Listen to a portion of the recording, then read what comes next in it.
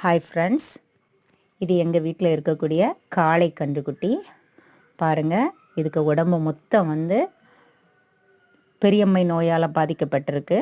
பெரியம்மைன்னு சொல்லுவாங்க, இல்லை வந்து பொக்கைன்னு சொல்லுவாங்க. ரெண்டு விதத்தில் சொல்லுவாங்க. பட் நீங்கள் என்ன சொல்லுவீங்கன்னு எனக்கு தெரியாது. நிறைய பேர் கால்நடை வளர்த்துட்ருப்பீங்க, நிறைய பேருக்கு வீட்டில் இருக்கும். ஒரு 50% வீட்லையாவது கண்டிப்பாக கால்நடைகள் வளர்த்துட்டு தான் இருப்பீங்க. நிறைய பேருக்கு தெரியாது பொக்கன் எப்படி வரும், எந்த மாதிரி சூழ்நிலையில் வந்து வரும், எப்படி இருக்கும், யாருக்குமே தெரியாது. அதனால் இது வந்து நிறைய பசுவுக்கு இந்த சீசனில் வரக்கூடியது. அதனால தான் நான் இந்த வீடியோ உங்களுக்கு போடுறேன். கண்டிப்பாக இந்த வீடியோவை தொடர்ச்சியாக பாருங்கள். நான் வந்து கண்டிப்பாக அடுத்த வீடியோவும் போடுறேன்.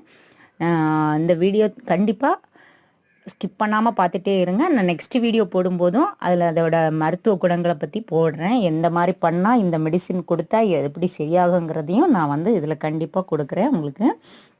இப்போ பாருங்கள், இதுக்கு கால் எல்லாம் வந்து கால், உடம்பு, முகம், ஃபேஸ், அந்த கண் எல்லா இடத்துலையுமே வந்து குப்பளமாக பெருசாக பாருங்கள் நிறைய இருக்குது. நிறைய இது வந்து எதனால் வரக்கூடியதுன்னு நான் உங்களுக்கு நெக்ஸ்ட் வீடியோவில் சொல்கிறேன். இதுக்கு ஃப்ரெண்டு கால் வந்து ரெண்டு கை வந்து ஃப்ரண்டில் வந்து ஒரு கை நல்ல வீக்கம். இப்போ வந்து அதோட ஸ்டேஜ் வந்து ரொம்ப நாள் ஆயிடுச்சு.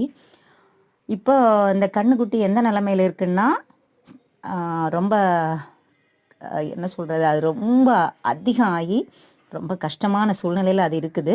நான் நெக்ஸ்ட் வீடியோ போடுறேன். இது வந்து நான் ஸ்டார்டிங்லேயே இதை நம்ம பார்த்துருந்தோன்னா கண்டிப்பாக இந்த ஸ்டேஜுக்கு போயிருக்காது.